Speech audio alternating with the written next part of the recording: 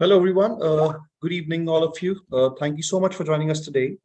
We are now live at University of Bath, and today we have Dr. Harish with us from the university who will be taking us through this webinar. And we have two more guests with us, James and Abhimanyu. Abhimanyu is the current student with University of Bath, and James obviously represents the University of Bath. We will be, and trust me, this webinar will provide you a lot of insightful information about this university. So without any further delay, I will hand over this virtual stage to Dr. Harish, James, and Abhimanyu so that they can just introduce themselves. And we obviously will be starting this session now. So Dr. Harish, over to you. Thank you very much. I think I can't. I think I can't start my video for some reason. It says the host has stopped it. Perfect. Okay, thank you. Yeah. All right, so let me get my screen started. Hope you can all see that. Thank you. Perfect. Thanks very much for being here. It's great. And also thanks for that introduction. I'm just trying to make sure that this works, which is surprisingly harder than you'd expect.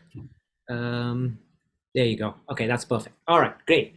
All right, thanks everyone for being here. And thanks also for the introduction. So I'm Dr. Harish Tayar Madabushi. So what I'll be talking to you about today would be something that's very fundamental to artificial intelligence, right? So this is a kind of a demo lecture for the kind of lectures that you can expect at the University of Bath. Right, so it's a short version of a fairly long course that we have on artificial intelligence.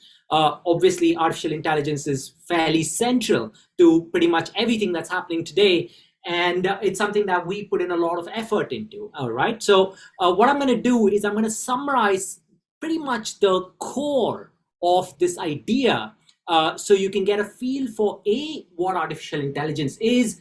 What are the underlying algorithms? And some of you might already be a little familiar with some of this.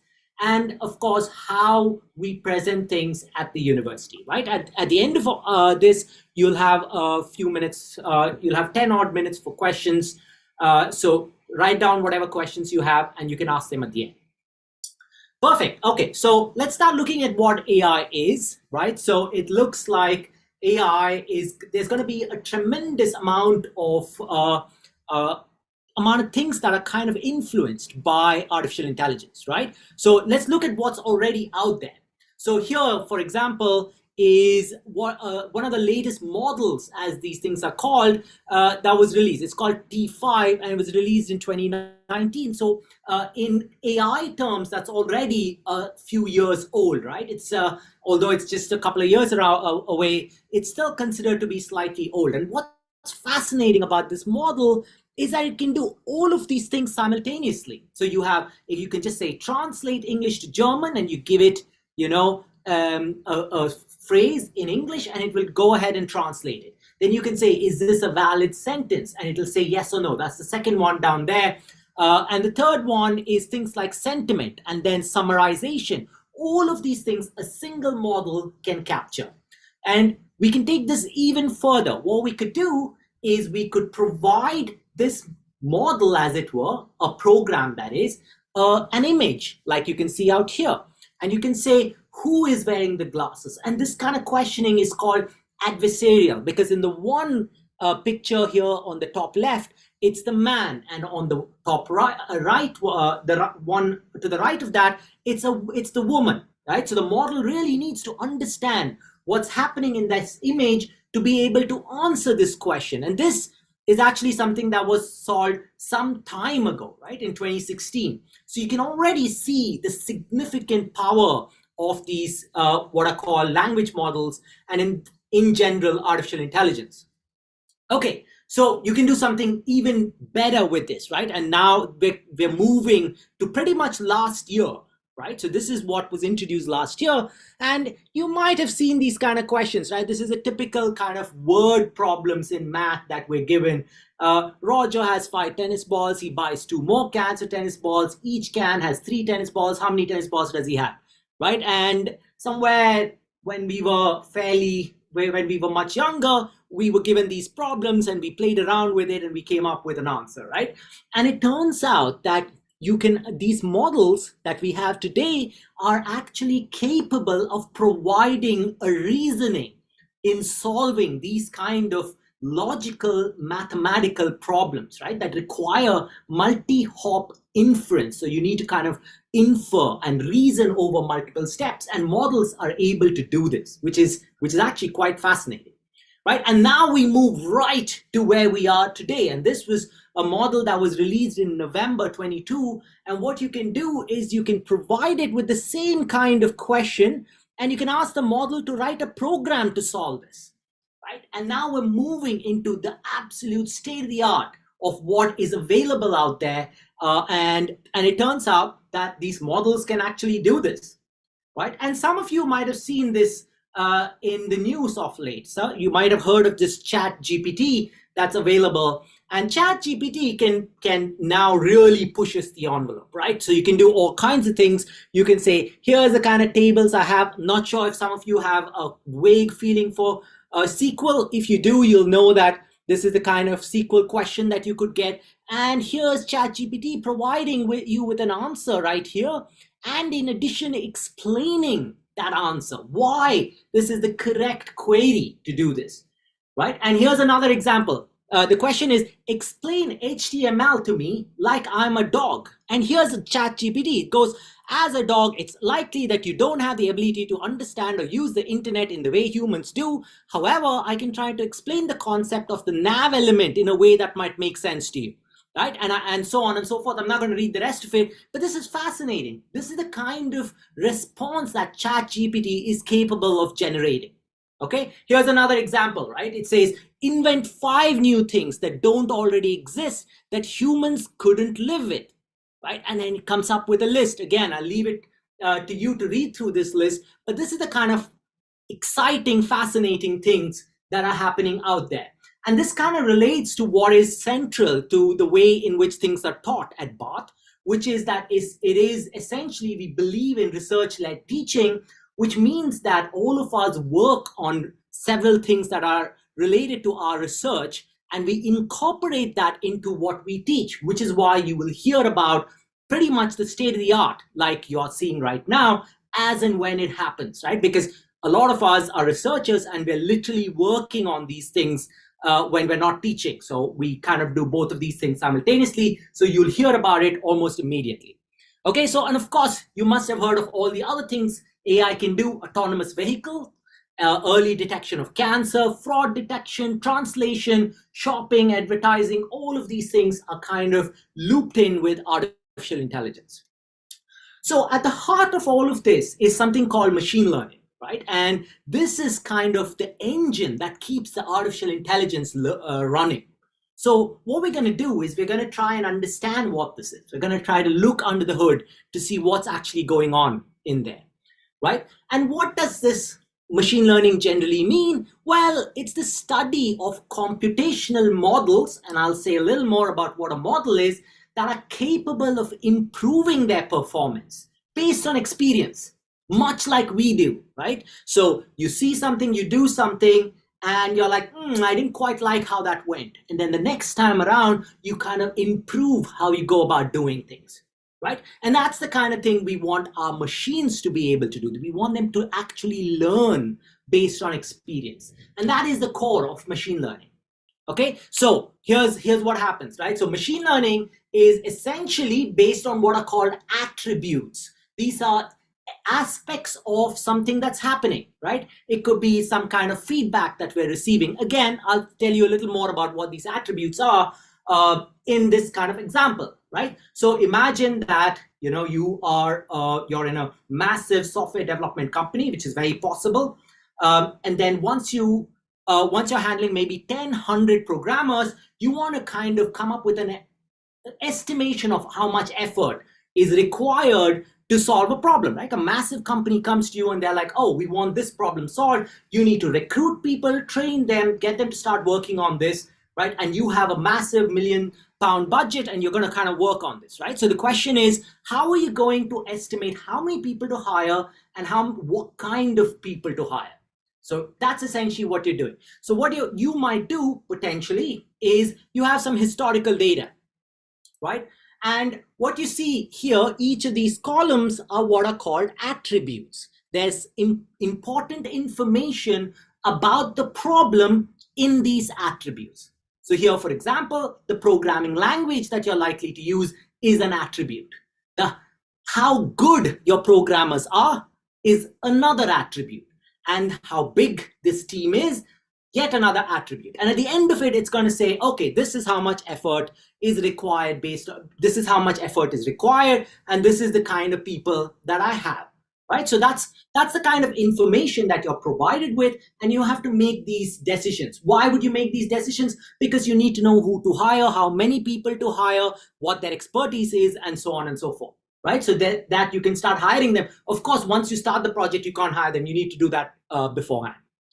Okay, so the way you kind of work on this is that you take previous, sorry, I skipped a slide there. I'm going to go back here. Right. So usually what happens is that you represent all of this information here, all of these attributes using a vector. Now, I know that this could seem a little scary because now we suddenly jumped from numbers and like very concrete things to kind of something very abstract and mathematical. Don't worry too much about it. If you can capture this, then that's good. If you can't, that's okay. We can still work without that. So don't worry too much about it. But essentially what we're doing is all of these attributes are being captured in a list of numbers, which we call a vector, right? And what we then do is we look at all the historical data that we have.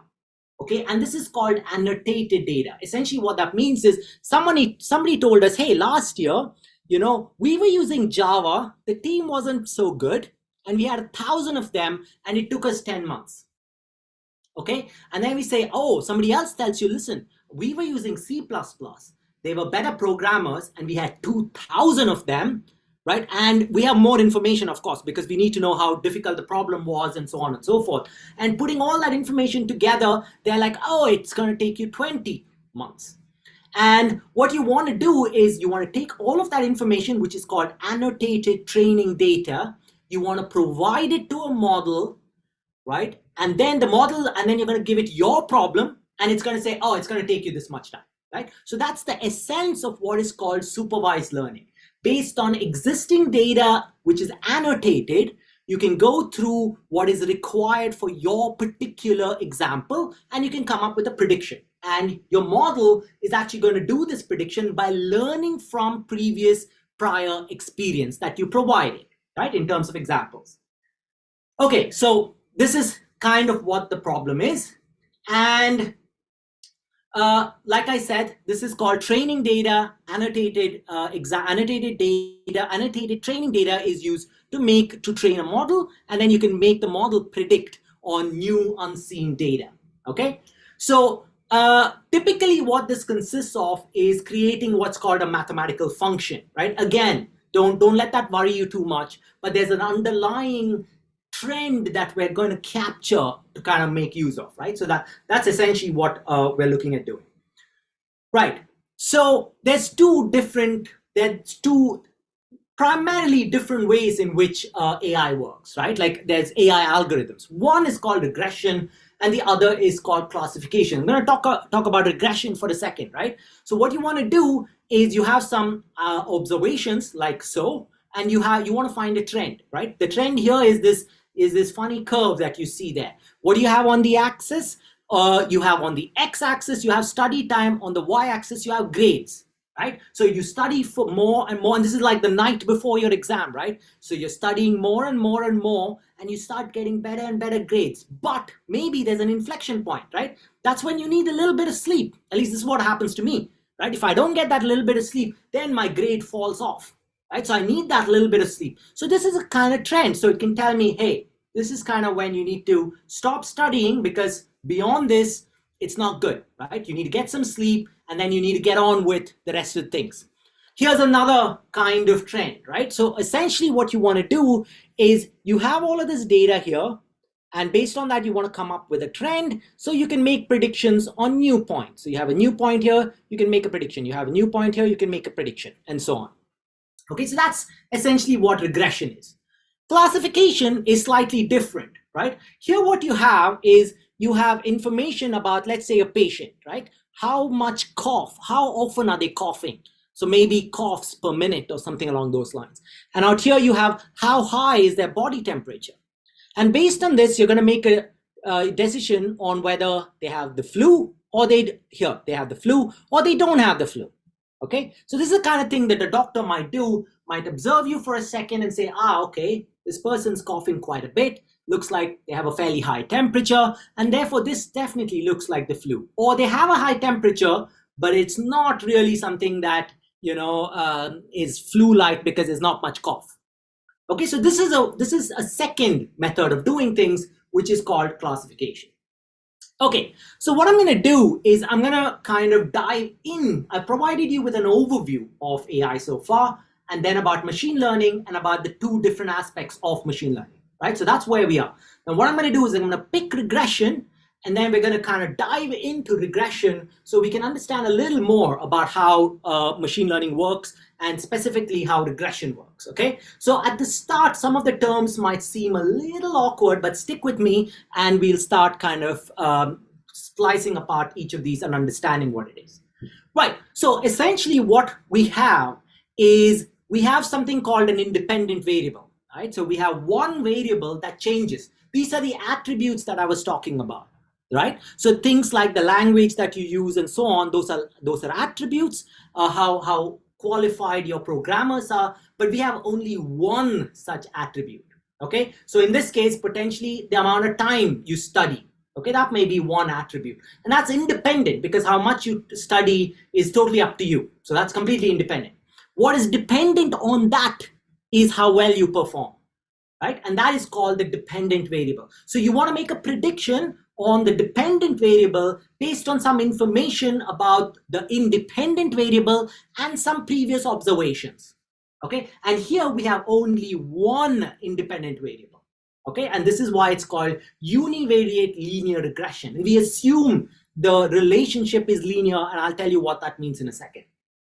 Okay, so what do we want to do? We want to be able to predict the value of y, which is what we're predicting in this case, let's say our grades, based on some new value of x. I want to study for this amount of time. That's kind of what we want to be able to do. And right, so and especially for a value of x, that's a number of hours I studied for which I don't have any information. That obviously, if I had that information, I'll just look it up in my examples, and then that's no fun, right? So I need to, this is for new information that I have a new value of x that I haven't seen before. Okay, so here's an example, right? And what you're seeing here is on the x-axis, you have the years. So you start around 1960, we move up to around 2005. And what you have on the y-axis is the average weight of males, right? So it turns out that over time, people have gotten slightly heavier, right? So you see a trend here. And what we want to do is, using this, we want to make predictions. We want to say, what could the average weight of a man be in 2010, for example, or 2015, for example, okay? Or in 1991, for which there is no data. Okay, so we want to make these predictions and we want to gain some insights based on the data that we have available. And how are we going to do that? So that's the goal that I've given you. So how are we going to do that? We're going to come up with a line, okay? We're going to fit a line on this data. And this line is a linear function, right? Because it's a line, it's a single straight line. Because it looks like a straight line would fit here. Okay, that's the assumption that we're making. A straight line kind of fits here, right? There are some cases where a straight line will not fit, right? That's different, right? Okay, so a straight line fits here. And then we want to establish, approximate the relationship between, what is it? The independent variable and the dependent variable. What is the independent variable? The year, and the dependent variable is the weight. So we want to say, on this year, what was the weight, right? So the independent variable is the year and the dependent one is the weight. Okay, so remember, that's what we want to, kind of fit a line on this, right? And this is the essence of machine learning. So the machine, or our algorithm, is going to look at this data and it's going to fit a line. It's going to learn to draw a line on this so that if you give it a new year, it's going to give you a weight. It's going to learn this line. So how do we go about fitting this line or learning this line, as it were? Now, the first problem that we have is to determine what a good line is, right? It's not clear what a good line is. We need to kind of establish that straight off the bat, right? So it could be this line, for example, or it could be this line, or it could be this line, right? So there's any number of lines that we can draw there, which are all kind of good. They have some advantages, right? But we want to really come up with a line that is the best line. So how do we go about doing that? Okay, and so before we kind of get into that, let me talk for a second about what fitting a line means. Right? What does it mean to actually come up with this line? So you must remember that the equation of a line is very trivial, right? This is mx plus c, where m is, I'm going to give you a second to think about what m is, right? Unfortunately, you can't give me an answer, but think about what m is. M is something and y is something, right? So m is the slope and c is the y-intercept, okay? So that will determine what the line is. Every m and c will give you a unique line, okay? So what we want to do is we want to come up with an m and c such that that line that it defines best fits this data that we have here. That's the goal of our machine learning algorithm. Okay, so that's what it is to fit this. mx plus c, we want to come up with the slope and we want to come up with the y-intercept. Remember, if I have the slope and the y-intercept, I can uniquely determine a line, right? And that's what I want to do. Okay, so the next thing to do is, now I know how to define a line, I need to know what a good line is or what the best line is. Okay, so how do I come up with the best line? Well, it turns out that it's harder to come up with the good line than defining how bad a line is. Okay, so this is much like what we sometimes are forced to do. You might say, oh, there's no great option here, but what is the least bad option that I can take, right? And notice that that is the case here, because the best option, of course, is if a line passes through every single point. But it will not do that, because more often than not, we are establishing a trend and it's never going to be exact, right? And it's not going to be that perfect line that passes through every point. What we want is we want that line which is least bad, okay? And that's what we're going to determine. So we know how to come up with a line. We need to come up with M and C. We know, and to find the best line, what we're going to do is we're going to find out how bad each line is, and then we're going to find the least bad line, okay? So I'm going to say that again. We want to come up with a line, which means we need to come up with M and C. And to do that, we're going to figure out how bad each line is. And then we're going to go through all the lines that we can till we come up with that one line defined by M and C such that the badness is the least. Okay? And so here's what we have. We have those points that we were talking about. We have a particular line here. This may or may not be the best line. And the badness of this line is associated with each of the points that we have. So in this case, we have that as the badness. Okay, so that is how bad this line is for that one point. And of course, this is the badness for this point. There's no badness. It's perfect. It passes perfectly through that point. No badness at all. Okay, so that's how we determine the badness of this line with respect to each of our data points in training data, okay? And once we do this, we then we can come up with a mathematical way of solving this problem, okay? So what we're gonna do is we're gonna say, this is the sum of the distances between a line, which is the line that we had, and the data, our observations, okay? And this line is also often called a hypothesis, but that's not important, okay? And the sum of this is called the loss. It's how much you lose, right? It's how bad things are. And therefore that's called the loss, okay? So of course, remember that this can be above or below and it doesn't matter, right? In both cases, it's bad. So we consider the absolute value because it can be negative or positive, right? It doesn't matter. As long as it's not passing through the point, it's bad. So we need to consider the absolute value. And so here's kind of a clearer way of doing this. What we see is we see a bunch of points. You see a line there. Notice that the line is being moved around. And as you move that line, in this case, the slope is moving, the slope and y-intercept are changing, and the line is kind of moving. At every different point, notice how the cost changes. And we have to sum up all of that cost to figure out how bad this line is for the data that we have. Okay? And this is kind of the mathematical basis for it. I'm going to skim over it. I'm going to skim over it primarily because I don't want us to get into the nitty-gritties of that. But essentially, the way to look at it is that you have mx plus c, which is often rewritten as w1x plus w0, where w are the weights. And this is kind of where you might have heard the word weight when you're learning algorithms. And instead of the absolute value of the distances here, typically what you do is you find the sum of the square of the distances. And there's a very good reason for it. I'm going to leave that to you as an exercise, right? You need to think about why it's better to use the sum of the square of this distance instead of the absolute value of the distance, okay? Just remember that the square value will increase as the value increases. So why is that a good thing? Think about that, and that should give you some insights into this problem.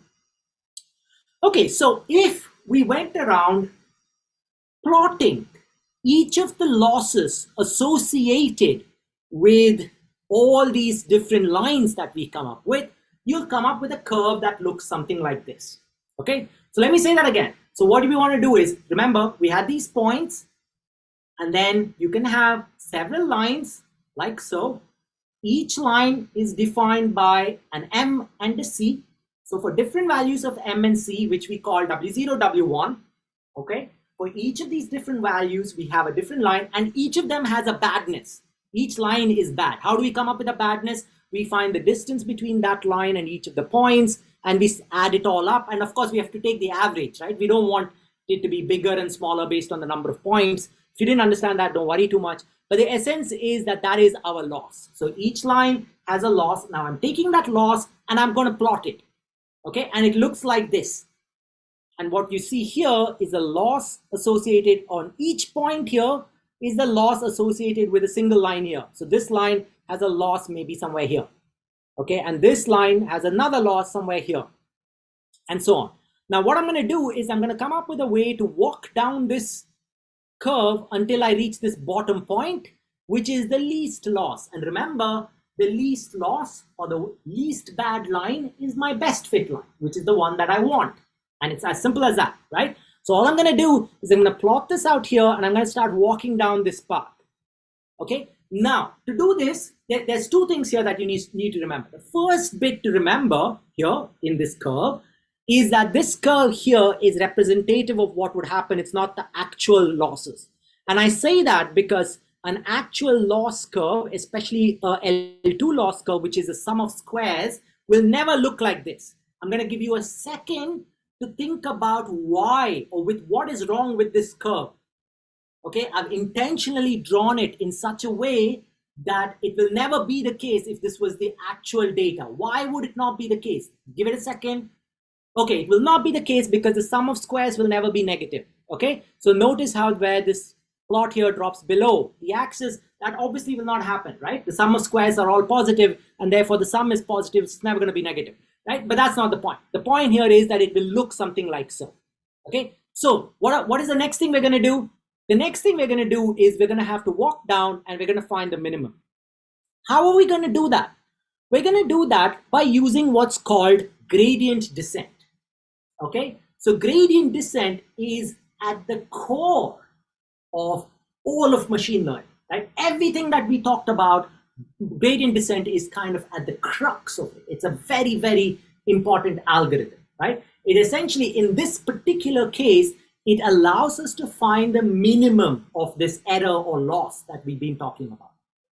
Now, this is kind of the mathematical representation of this, okay?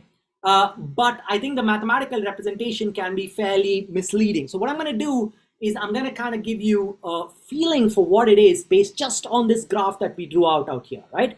Okay, so what you can see here is, notice that this is a curve for associated with the losses. Now, you'd remember what the gradient, that is the slope of a curve, is at every point. What is the slope of a curve? You draw a tangent and then you find the slope of that tangent. So here you have the tangent like so, and then you have a slope associated with it, and so on and so forth. So the slope here up here will be something like this. And as you drop down this curve, it starts turning. And then when we reach here, right at the bottom, which is called the inflection point, when the curve jumps up like so, there, right there, you have something very interesting happening to the tangent, which is that the slope of the tangent is 0, which means the gradient there is the least, which is why it's called gradient descent. The gradient is high, you start going down the gradient, reducing the gradient of the curve all the way till you find the minima, which is the least one, okay, which is right at the bottom. That's when you find the lowest point of your curve. It's very simple, right? All you're doing is you had a line, you drew several lines. For each one, you figure out how bad it is, you plotted that, and now you're going to start walking down this using the gradient. What is the simplest way to find the gradient? Of course, it's the differential. Okay, you should remember this from your 11th, 12th, and so on. You know that how do you find the slope of a curve? You differentiate it. Okay, in this case, you have to do some partial differentials and so on and so forth, but that's not important. The point though is that if you walk down this curve all the way till you reach this bottom point, then you have the best fit line. And that really is the crux of gradient descent. Okay, so this is kind of what it looks like. And again, I'm not going to dive into the details of this. If you were doing an actual course, you'd kind of, we'd dive into the mathematics of it and we'd talk a lot more about it. Okay, but that's the essence of it.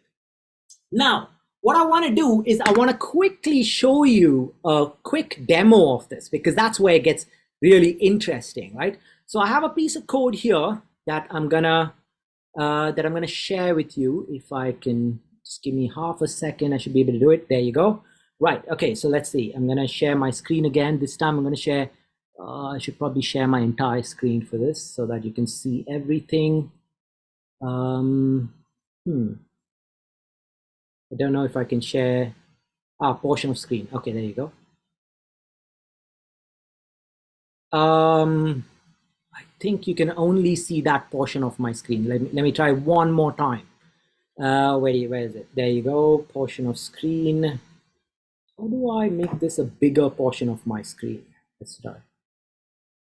Oops. Okay, so I can't share more than that part of my screen apparently, but I'm going to try and push the results into that so you can see what's happening. Okay, so here we go. Right. Okay, so what I'm doing is this is a linear regression. Now I think you can see it, and what you see on the right there is the actual MNC changing. Okay, and as MNC changes on the right, you'll see that the line is starting to move closer to the point, so it becomes more and more less bad, as it were. We're going down the gradient as we walk down, right? We perform gradient descent, which you can see on the right. That's the MNC is changing. You start getting a less bad curve. Okay, so that was linear regression. So what I'm going to do is now I'm going to say, what if you have a curve, right? So if you have a curve, you can pretty much do exactly the same thing. Okay.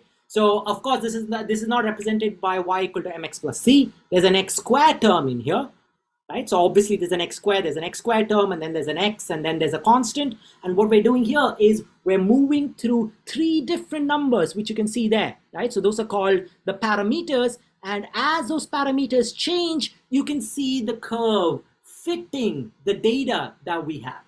Okay, this is called gradient descent. It's very simple, right? As we move towards it, we start stepping down. Fantastic. Okay, so let me stop that for the time being. See if I can get this to stop. There you go. And what I'm going to do is I'm going to show you a little bit of the internals of this. Okay, so here you have something called alpha. Okay, you don't have to worry too much about alpha, but think of alpha as that step that we were taking. I said we're going to walk down the gradient. How big your step is as you walk down the gradient is defined by alpha. Like a small step, you take small steps down the curve, like little steps. Of course, if it's too small, take forever, right? Nothing will happen. But what happens if it's big? Okay, so let's see, right? So that's my alpha. I'm going to make the step bigger. Okay, so now my step is bigger. Oops. Now my, yeah, there you go. So let's try to run that. Okay, so now what's happening? You'll see that it's moving much faster. Okay, notice how quickly it's moving. Earlier, it took much longer to do this. Now it's going to start doing this much faster. Okay, so now what happens? What happens if, for example, I get a little greedy and I start making it even bigger? I'm like, no, I'm going to make it really big because, you know, I want to make this happen really quickly. Now what happens? You'll see something absolutely fascinating, right? So you're jumping back and forth. What's happening here is, notice that the curve was like this, right? So you were walking down the curve. What's happening now is you're jumping across the curve, right? Instead of reaching the minimum, you're actually jumping across the other side and jumping back and forth, back and forth.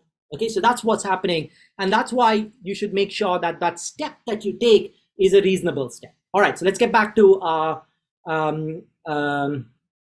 the screen so I can quickly talk about a couple of other things before we wrap up.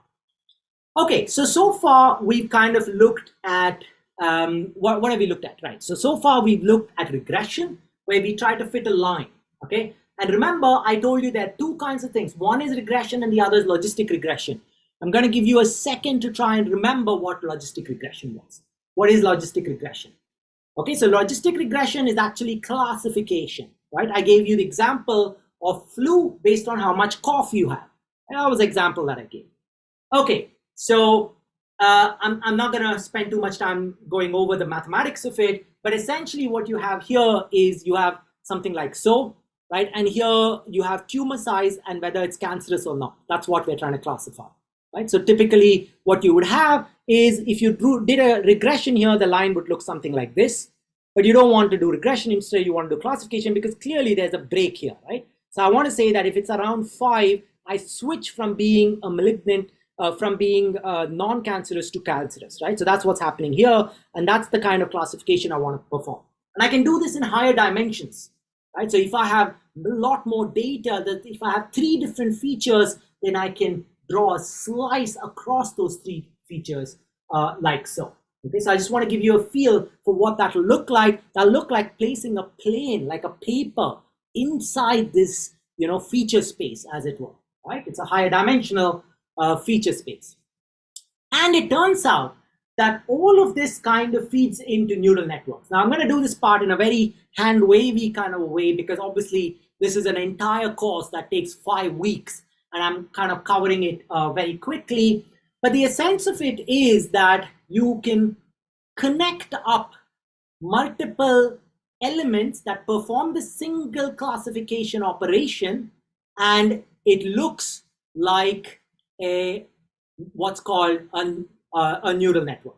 Okay, so if you have data like so, and each of them here in what's in blue and in green, all of them are this classification units. So instead of having a single classifier, you have several of them and you link them to each other, and then you can start doing absolutely incredible things, right? Like the kind of things that we've seen and that I ran through earlier. Okay, so with that, I'm going to kind of wrap up this bit, and I'm going to quickly talk a little bit about the University of Bath. So the University of Bath is a top 10 university in the UK, right? It was named the University of the Year by the Times, that's the Good University Guide in 23. Okay, and this is a very prestigious kind of ranking, right? And it's something that we're very proud of, and it's something that the university has worked very hard for. Like I said, it's research focused, right? Which means that what you're told, what you're taught, is directly related to the absolute cutting edge of what is happening in the world, because that's kind of what we work on, and then we walk into our lectures and kind of integrate that into what we're teaching. Okay, and in terms of the city itself, it's the safest city in the UK, and it's beautiful and historic. Okay, so let's go a little deeper into this. Okay, it's top 100 graduate employability in 2002. Okay, it's a 6th for graduate prospects. We take our placements, our post-completion placements extremely seriously, right? So it's something that the university has been working on for decades, even before other universities got into this. This is something that Bath was working on, and like I said, it's the first in student experience. Okay, and here's what we're top 5 in. Here are the different kind of subjects. There's 5 subjects that we're a top 5 university in. The others, we're still within the top few. Okay, we're extremely good in sport.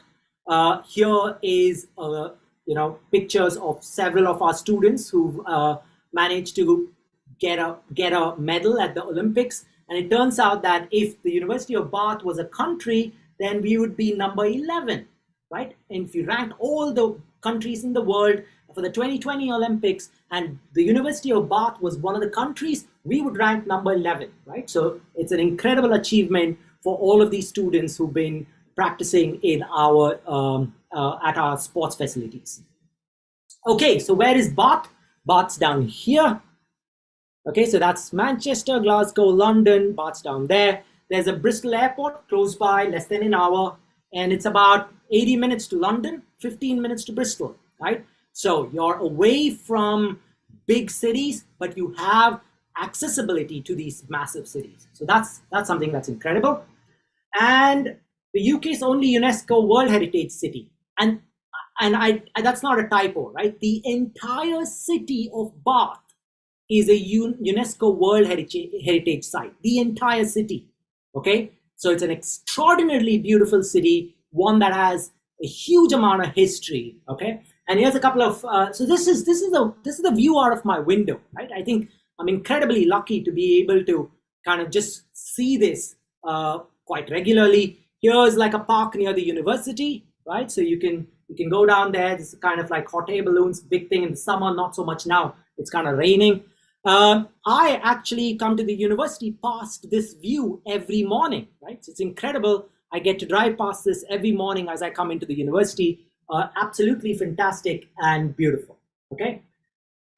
With that, just to kind of wrap up, I work on natural language processing. I work on explainable natural language models. I teach machine learning and natural language processing. That's language processing, the kind of things that we talked about. I'm also hiring some PhD students. So if you think you are interested in a PhD, then you should take a look at this and you can get in touch with me.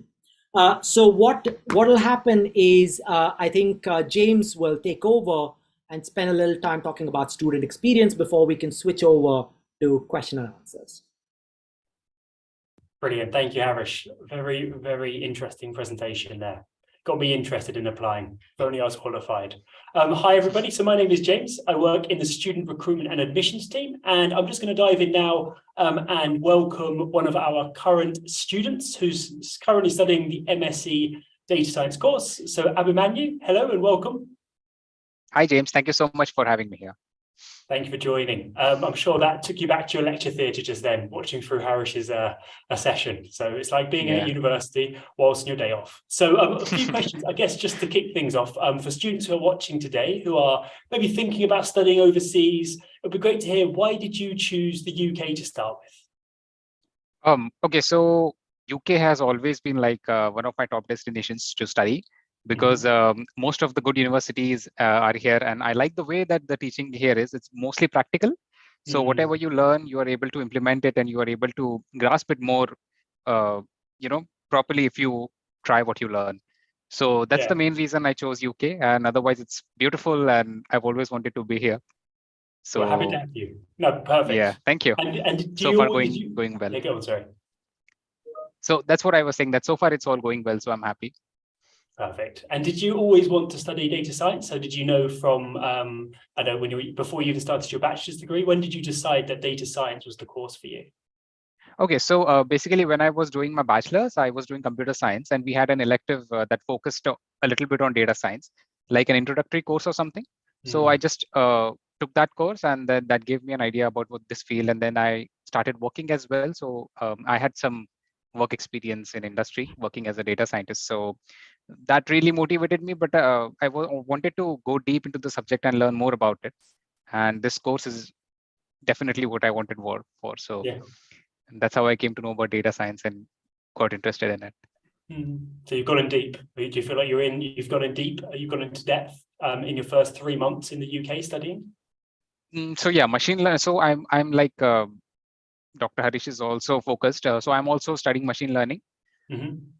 And yeah, it's quite in depth, and I'm able to understand all the models and the parts which are there in a machine learning model or something. So that's quite interesting for me. Yeah. Nice. I'm glad you're enjoying it. And then just going back to, I suppose, the process of coming to study the data science course. So I'm sure many people watching today are probably still in the early stages of thinking about applying which universities and maybe then diving in a bit more to the admissions process and how to apply. So it'd be good to hear, how did you narrow down your search? Obviously, there are 130 odd universities in the UK. So how did you decide on the University of Bath? Had you visited Bath before, or was it family, friends, or someone who told you about Bath? No. I never visited Bath before. So basically, I was in the exactly same stage that most of the people will be right now. I was very worried, and UK has a lot of good universities, and then it becomes very difficult to choose from. So I took the help of SIUK itself, and I had some good counseling sessions happened over there, and I was able to interact with them and ask them that this is what I want, and this is the field of study that I want to, and then which option and how should I proceed. So I was lucky enough to get a lot of guidance, which helped me choose the University of Bath. But Bath was like a very good, I mean, the modules in this course are really good. So I had, no time choosing Bath as my option. Okay, brilliant. So you kind of got the guidance you needed to introduce the Bath through SIUK, and then you looked at the course in detail and decided, yeah, it's the right fit. Yeah, and some other factors as well. I mean, the location and the finances and all, but that's a different part. The main focus was on the modules. Yeah, perfect. And then since you've arrived, so you've been here since September, October time. So I'm sure many students will be maybe a bit anxious about traveling to the UK and studying in the UK. It's a different learning environment. How have you found that adjustment? Have you found it smooth sailing, or have you had some support?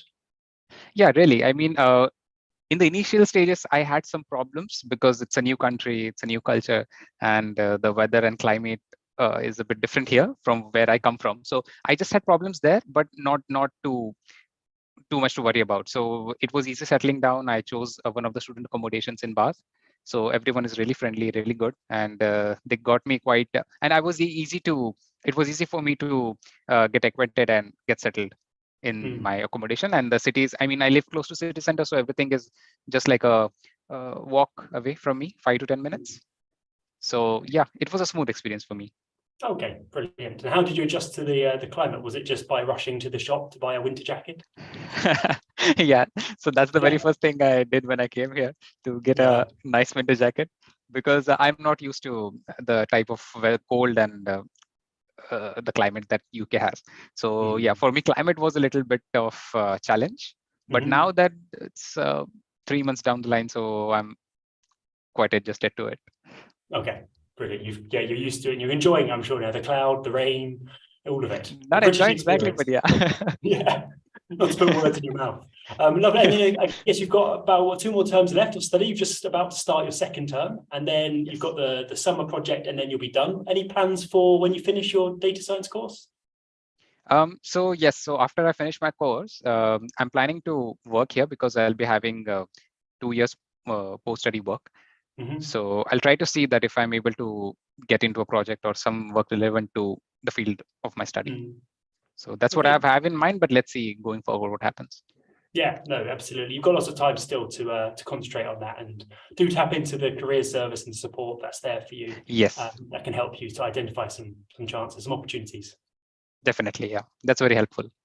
Perfect. Let's now open it up to questions. So thank you. Let's bring back Harish as well. And if there are any questions that have come through Vinayak from the audience, maybe it'll be a good chance now just to get any sort of doubts cleared.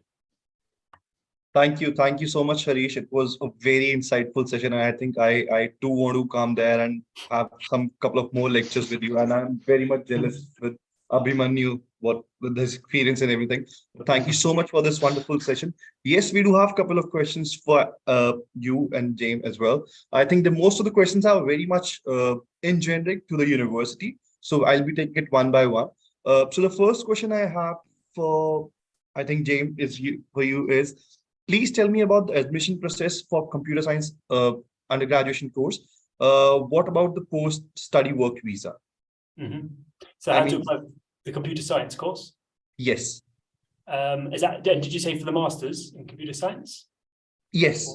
Okay, so basically you apply directly through our website. So it's fairly straightforward. I'd recommend going through SIUK if you want that expert advice that was just referenced. But there's plenty of support there. But yeah, you apply, we need your personal statement, CV, transcripts. If you're still studying, it'll be your most up-to-date transcripts. And for English, we can accept the 12 standard at 75%. So you don't necessarily need to take an IELTS exam or equivalent. We can accept your 12 standard. And we generally, for computer science, look for non-computer science graduates. So MSc Computer Science is seen as our kind of conversion degree. So it's for students who've got maybe a maths background, economics, engineering, that'd be like mechanical engineering or something like that. We would then consider you for the course. If you come with a computer science background already, then we definitely recommend going to one of the specialisms like data science that we've talked about today. We've also got machine learning and autonomous systems, and we have several other courses too. So it really depends on your profile. I would say if you're a computer science graduate, maybe consider one of the specialisms. And if you're coming from a different background, then definitely the computer science course is the one for you. Thank you, James. The next question I can see is, I have completed my 12th in 2021, and I have 1 year work experience for a software development organization. Can I apply for foundation in robotics?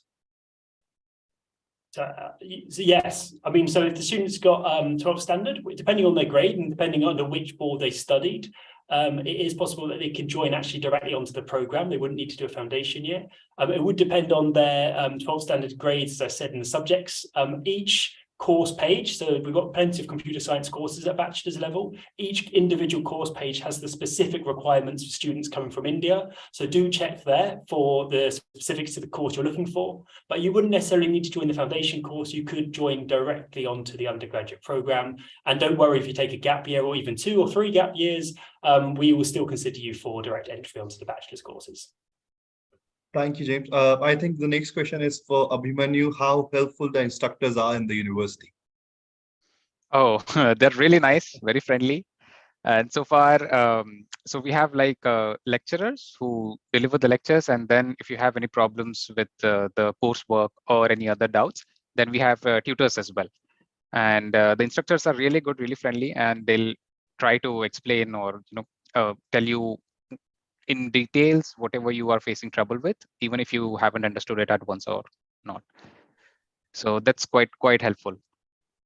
Thank you, Abhimanyu. I think the next question is for you. Sorry, if I can just add on to that, right? In terms of your point of contact, you have a few, right? You have your lecturers, you have your teaching assistants that Abhimanyu talked about. So you have people who you can kind of talk to during your lab sessions and so on. You will have tutorials where you have smaller groups of students that can talk to actual tutors who will help you out with different problems.